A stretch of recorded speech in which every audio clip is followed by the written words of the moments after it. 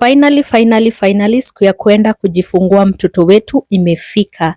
This is the morning ndio niende niadmitiwe for my selective CS, na hivi ndio situation ilikuwa inakaa kitchen. Niliwaambia kama kuna kitu hii mimba ipendi ni kuosha vyombo, lakini leo ilibidi because there is no way tunaenda hospitali tuache nyumba ikikaa hivi.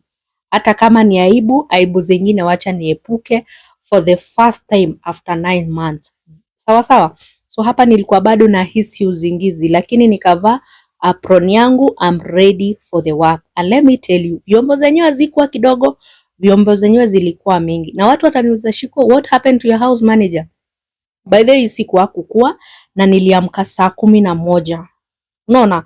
Na by saa 3 nilikuwa nafaa nikuwe hospitali. So haingekuwa possible kwake kuja kufanya hizi kazi zote. Alafu mtaniuliza swali lingine which is very nice, mwenye response, yani the living witness ako wapi? Mwenye hiyo hajali amepatikana ama hapatikani?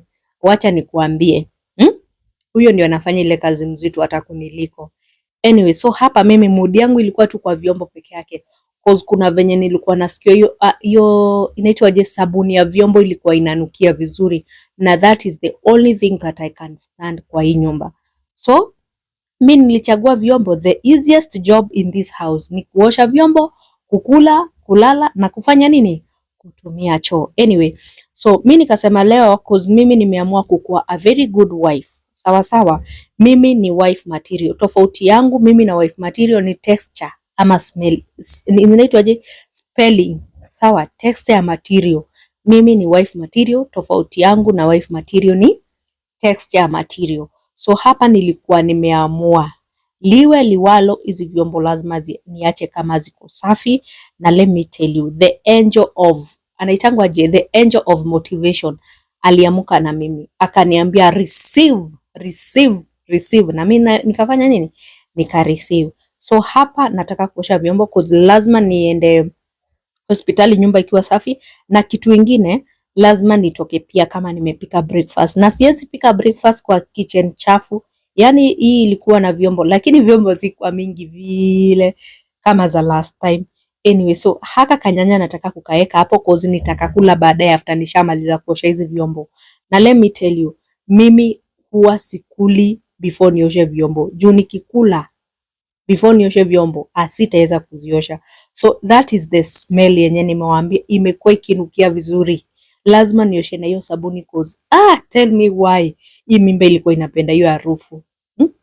Anyway, so hapo nilikuwa naosha nikijiambia mimi mke mwema, lazima niache nyumba yangu ikiwa safi for the first time na for the past 9 months. Mimi hata sikuwa nataka kujali. But leo ni ile siku. Na cause nafaa niko na appointment na my gyna before niingie hiyo ward. So lazima niende pia mapema. Alafu kitu ingine pia nilinotice kuenda mapema, niende nikafanya hizo filing za document, kama ni insurance, kama ni SHA, kama ni whatever, hizo vitu zote ndio tena nisichelewe, alafu nipate kuna kitu nilikuwa nafaa nibebe sijabeba nirudi nyumbani, unaona.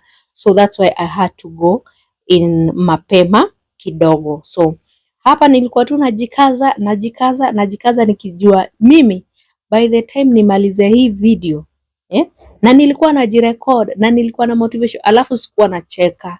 Hiyo ndio kitu yenye ilinishangaza. I was not smiling cause nilikuwa na njaa. That is the reason. Sikuwa tinacheka cause sikuwa na kitu ya kucheka, hapana. Sikuwa nacheka cause nilikuwa na hisi njaa. Na each and every time nilikuwa naosha kitu, nilikuwa najiambia Mungu wangu, si ikuwe ya mwisho, but anyway, haikuwa possible. So nilikuwa nang'ang'ana na hizi vyombo. By the time namaliza, najua mtakuwa very proud of me because you have witness. Mimi na motivation hatukukuwa related. We were never related in one way or the other. But let me tell you, as much as unaenda hospitali, as much as umejifungua sijui watoto wa 10, bado mtu anaogopanga. The fear is still there. So hapa nilikuwa sasa ni time ya kuingia kwa masufuria. Mimi kama kuna kitu nachukia ni sufuria. Kuosha sufuria iko inanibamba. Mimi kwanza hizi zinaitangwa aje hizi vitu, vifuniko za sufuria. Hiyo ndio kazi nachukia, but leo liwe liwalo lazima ningeacha kama nimeosha kila kitu kwa hiyo sink na nilikuwa najituma. Nasema Shiko jikaze, Shiko jikaze. Alafu si unaona nilikuwa nimejiwekea reward. Nilikuwa nimeseti tunaitwaje, ka reward hapo kando. Kwa sababu nilikuwa nimejua nikishamaliza kuosha hizi vyombo, ninachukua hiyo reward yangu, nikae chini, nikule, nishibe, niende hospitali. So hapa nilikuwa nang'ang'ana na hizi masufuria, na in case watu wenye wananiuliza Shiko hizo sufuria ulibai wapi? Nilibai Kamukunji na hizi ni za kitambo. And by the way naweza recommend hizi sufuria nazo nimekaa. I think this is the third year, not I think. Yes, this is the third year. Kama si third year ni fourth year ya hizi sufuria, zimekaa na zinakuanga mzuri. Naweza recommend. Unaona nishamaliza kuosha vyombo, kitchen yangu ni safi, na wacheni niwaambie motivation haijapita hapa. Hapo ndio ilikufia. By the time nimeshamaliza hizo vyombo nilikuwa nahisi njaa. So hapa nilikuwa na select vitu twangu za kupanguza hiyo sink, nianze kupika sasa breakfast.